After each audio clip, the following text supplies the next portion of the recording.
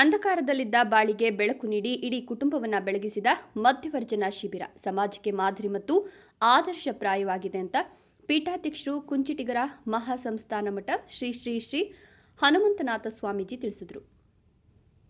ಶ್ರೀ ಕ್ಷೇತ್ರ ಧರ್ಮಸ್ಥಳ ಗ್ರಾಮಾಭಿವೃದ್ಧಿ ಯೋಜನೆ ಬಿಸಿ ಟ್ರಸ್ಟ್ ಗೌರಿಬಿದನೂರು, ಅಖಿಲ ಕರ್ನಾಟಕ ಜನಜಾಗೃತಿ ವೇದಿಕೆ ಟ್ರಸ್ಟ್ ಬೆಳತಂಗಡಿ, ಅಖಿಲ ಕರ್ನಾಟಕ ಜನಜಾಗೃತಿ ವೇದಿಕೆ ಚಿಕ್ಕಬಳ್ಳಾಪುರ ಜಿಲ್ಲೆ, ಶ್ರೀ ಕ್ಷೇತ್ರ ಧರ್ಮಸ್ಥಳ ಮಂಜುನಾಥೇಶ್ವರನ ವ್ಯಸನ ಮುಕ್ತಿ ಮತ್ತು ಸಂಶೋಧನಾ ಕೇಂದ್ರ ಲ್ಯಾಲ ಉಜಿರೆ, ಕರ್ನಾಟಕ ರಾಜ್ಯ ಮದ್ಯಪಾನ ಸಂಯಮ ಮಂಡಳಿ ಬೆಂಗಳೂರು, ಗ್ರಾಮ ಪಂಚಾಯಿತಿ ತೋಂಡೆಬಾವಿ, ಸಂಕಲ್ಪ ಚಾರಿಟಬಲ್ ಟ್ರಸ್ಟ್, ಪ್ರಗತಿ ಬಂಧು ಸ್ವಸಹಾಯ ಸಂಘಗಳ ಒಕ್ಕೂಟ ತೋಂಡೆಬಾವಿ ಮತ್ತು ಸ್ಥಳೀಯ ಸಂಘ ಸಂಸ್ಥೆಗಳು ಹಾಗೂ ಗಣ್ಯರ ಹಾಗೂ ಸಾರ್ವಜನಿಕರ ಸಹಕಾರದೊಂದಿಗೆ 2026ನೇ ಮಧ್ಯವರ್ಜನ ಶಿಬಿರವನ್ನು ತೋಂಡೆಬಾವಿ ಗ್ರಾಮದ ಶ್ರೀ ಆಂಜನೇಯ ಸ್ವಾಮಿ ದೇವಸ್ಥಾನದ ಸಮುದಾಯದ ಭವನದಲ್ಲಿ ಆಯೋಜಿಸಿದ್ದ ಸಮಾರೋಪ ಸಮಾರಂಭದಲ್ಲಿ ಅವರು ಆಶೀರ್ವಚನ ನೀಡಿದರು.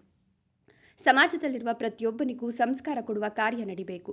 ಒಬ್ಬ ವ್ಯಕ್ತಿಯನ್ನು ಪರಿವರ್ತನೆ ಮಾಡಿ ಸಂಸ್ಕಾರ ಕೊಡುವ ಕಾರ್ಯ ಶ್ರೇಷ್ಠ ಮತ್ತು ಪುಣ್ಯ ಕಾರ್ಯ. ಪ್ರಸ್ತುತ ದಿನಗಳಲ್ಲಿ ಡ್ರಗ್ಸ್ ಮಾಫಿಯಾ ಮೊದಲಾದ ದುಶ್ಚಟಗಳ ಹಾವಳಿಯಿಂದ ಸಮಾಜದ ಸ್ವಾಸ್ಥ್ಯ ಕೆಡುವಂತಹ ಸಂದರ್ಭದಲ್ಲಿ ಶ್ರೀ ಕ್ಷೇತ್ರ ಧರ್ಮಸ್ಥಳ ಗ್ರಾಮಾಭಿವೃದ್ಧಿ ಯೋಜನೆಯ ಶಿಬಿರಗಳು ಸಮಾಜಕ್ಕೆ ಮಾದರಿ ಎಂದರು. ಅಖಿಲ ಕರ್ನಾಟಕ ಜನಜಾಗೃತಿ ವೇದಿಕೆ ಟ್ರಸ್ಟ್ ಚಿಕ್ಕಬಳ್ಳಾಪುರ ಜಿಲ್ಲಾಧ್ಯಕ್ಷರಾದ ಮುನೇಗೌಡ ಮಾತನಾಡಿ, ಶಿಬಿರದ ಆರಂಭದಲ್ಲಿ ದುರ್ವರ್ತನೆ ತೋರಿದವರು ಶಿಬಿರದ ಅಂತ್ಯದಲ್ಲಿ ಪರಿವರ್ತನೆಯಾಗುವ ಮೂಲಕ ಇಡೀ ಕುಟುಂಬ ಪರಿವರ್ತನೆಯಾದ ಸಂತೃಪ್ತ ಭಾವನೆ ಎಲ್ಲರಲ್ಲೂ ಇದೆ ಎಂದ ಅವರು, ಮಧ್ಯವರ್ಜನ ಶಿಬಿರದಿಂದ ಸಾಮರಸ್ಯದ ವಾತಾವರಣ, ಭಾತೃತ್ವದ ವಾತಾವರಣ ನಿರ್ಮಾಣವಾಗಿದೆ. ಇದಕ್ಕೆ ಉದಾಹರಣೆ ಧರ್ಮಸ್ಥಳ ಕ್ಷೇತ್ರದ ವತಿಯಿಂದ ನಡೆಯುವ ಮಧ್ಯವರ್ಜನ ಶಿಬಿರ.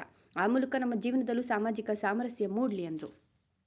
ಕೋಚಿಮಲ್ ನಿರ್ದೇಶಕರಾದ ಜೆ ಕಾಂತರಾಜು ಮಾತನಾಡಿ, ರಾಜ್ಯ ಸರ್ಕಾರ ಮದ್ಯಪಾನ ನಿರ್ಮೂಲನೆ ಮಾಡುವುದನ್ನು ಬಿಟ್ಟು ಗ್ರಾಮೀಣ ಭಾಗದಲ್ಲೂ ಮದ್ಯದಂಗಡಿ ಪ್ರಾರಂಭಿಸಿ ಸಾಮಾನ್ಯ ಜನರ ಜೀವನದಲ್ಲಿ ಚೆಲ್ಲಾಟವಾಡುತ್ತಿದೆ.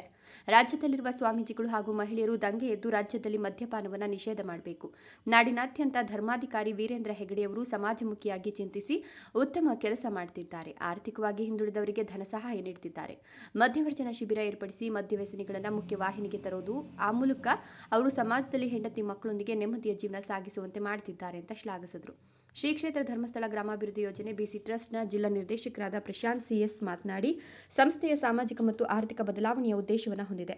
ಒಂದು ದುಶ್ಚಟ ಇಡೀ ಕುಟುಂಬದ ವಿನಾಶಕ್ಕೆ ಕಾರಣವಾಗುತ್ತದೆ. ವೀರೇಂದ್ರ ಹೆಗಡೆಯವರು ವ್ಯಸನ ಮುಕ್ತ ಸಮಾಜದ ಗುರಿ ಹೊಂದಿದ್ದು, ಈ ನಿಟ್ಟಿನಲ್ಲಿ ಉತ್ತಮ ಸಮಾಜದ ನಿರ್ಮಾಣದಲ್ಲಿ ಇದು 2026ನೇ ಶಿಬಿರವಾಗಿದೆ. ಸ್ಥಳೀಯರು, ದೇವಾಲಯದ ಸಿಬ್ಬಂದಿ ಸಹಕಾರ ಮರೆಯಲಾಗದು ಅಂತ ಹೇಳಿದ ಅವರು, ಶ್ರೀ ಕ್ಷೇತ್ರ ಧರ್ಮಸ್ಥಳ ಗ್ರಾಮಾಭಿವೃದ್ಧಿ ಯೋಜನೆ ಬಿಸಿ ಟ್ರಸ್ಟ್ ಸಾಮಾಜಿಕವಾಗಿ ಅನೇಕ ಕಾರ್ಯಕ್ರಮಗಳನ್ನು ಮಾಡಿಕೊಂಡು ಬರ್ತಾ ಇದೆ ಎಂದ ಅವರು, ಈ ಭಾಗದ ಕೋಚಿಮುಲ್ ನಿರ್ದೇಶಕರಾದ ಜೆ ಕಾಂತರಾಜು ಹಾಗೂ ತೋಂಡೆಬಾವಿ ಅದಾನಿ ಸಿಮೆಂಟ್ ಕಾರ್ಖಾನೆಯ ಪ್ಲಾಂಟ್ ಮ್ಯಾನೇಜರ್ ಪ್ರಶಾಂತ್ ದೇಶ್ಮುಖ್ ರವರು, ಗ್ರಾಮ ಪಂಚಾಯಿತಿಯವರು, ಸ್ಥಳೀಯರು ಸಹಕಾರದಿಂದ ಈ ಒಂದು ಕಾರ್ಯಕ್ರಮ ಯಶಸ್ವಿಯಾಗಿ ನಡೆಯಿತು ಅಂತ ಹೇಳಿದರು.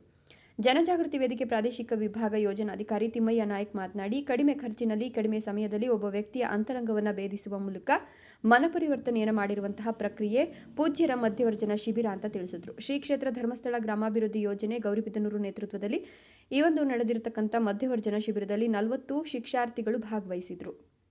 ಶಿಬಿರಾರ್ಥಿಗಳಿಂದ ಅನುಭವ ಕಥನ ಮತ್ತು ವಿವಿಧ ಸ್ಪರ್ಧೆಗಳಲ್ಲಿ ಭಾಗವಹಿಸಿ ವಿಜೇತರಾದ ಶಿಬಿರಾರ್ಥಿಗಳಿಗೆ ಬಹುಮಾನ ವಿತರಣೆ ನಡೆಯಿತು. ಶಿಬಿರವನ್ನು ಯಶಸ್ವಿಯಾಗಿ ನಿರ್ವಹಿಸಲು ಕಾರಣೀಕರ್ತರಾದ ಶ್ರೀ ಕ್ಷೇತ್ರ ಧರ್ಮಸ್ಥಳ ಗ್ರಾಮಾಭಿವೃದ್ಧಿ ಯೋಜನೆ ಬಿಸಿ ಟ್ರಸ್ಟ್ ತೋಂಡೆಬಾವಿ ವಲಯ ಮೇಲ್ವಿಚಾರಕರಾದ ನರಸಿಂಹಮೂರ್ತಿಯವರನ್ನು ಸನ್ಮಾನಿಸಲಾಯಿತು. ಇದೇ ಸಂದರ್ಭದಲ್ಲಿ ತೋಂಡೆಬಾವಿ ಅದಾನಿ ಸಿಮೆಂಟ್ ಕಾರ್ಖಾನೆಯ ಪ್ಲಾಂಟ್ ಮ್ಯಾನೇಜರ್ ಪ್ರಶಾಂತ್ ದೇಶ್ಮುಖ್, ವಕೀಲರ ಸಂಘದ ಅಧ್ಯಕ್ಷ ದಿನೇಶ್ ಕುಮಾರ್, ಜಿಲ್ಲಾ ಜನಜಾಗೃತಿ ವೇದಿಕೆಯ ಸದಸ್ಯರಾದ ಜಗನ್ನಾಥ್, ಮಾಜಿ ಸದಸ್ಯರಾದ ಪ್ರಭಾಕರ್, ಮಂಚೇನಹಳ್ಳಿ ಪಿಎಸ್ಐ ಪ್ರಭಾಕರ್, ಕರ್ನಾಟಕ ಮಹಿಳಾ ಮತ್ತು ಮಕ್ಕಳ ರಕ್ಷಣಾ ವೇದಿಕೆ ಟ್ರಸ್ಟ್ ರಾಜ್ಯಾಧ್ಯಕ್ಷರಾದ ಲಕ್ಷ್ಮಿ, ಶ್ರೀ ಕ್ಷೇತ್ರ ಧರ್ಮಸ್ಥಳ ಗ್ರಾಮಾಭಿವೃದ್ಧಿ ಯೋಜನೆ ಬಿಸಿ ಟ್ರಸ್ಟ್ ತಾಲೂಕು ನಿರ್ದೇಶಕರಾದ ನಾಗರಾಜ್ ನಾಯಕ್, ಮಾಜಿ ಗ್ರಾಮ ಪಂಚಾಯಿತಿ ಅಧ್ಯಕ್ಷರಾದ ಮಹಾದೇವ, ಶಿಬಿರಾಧಿಕಾರಿ ವಿದ್ಯಾಧರ್, ಆರೋಗ್ಯ ಸಹಾಯಕಿ ತುಷಾರ, ಮೇಲ್ವಿಚಾರಕರಾದ ಜನಜಾಗೃತಿ ವಿಭಾಗ ದರ್ಶನ್, ಜ್ಞಾನ ವಿಕಾಸ ಸಮನ್ವಯ ಅಧಿಕಾರಿ ಅಶ್ವಿನಿ ಮುಂತಾದವರು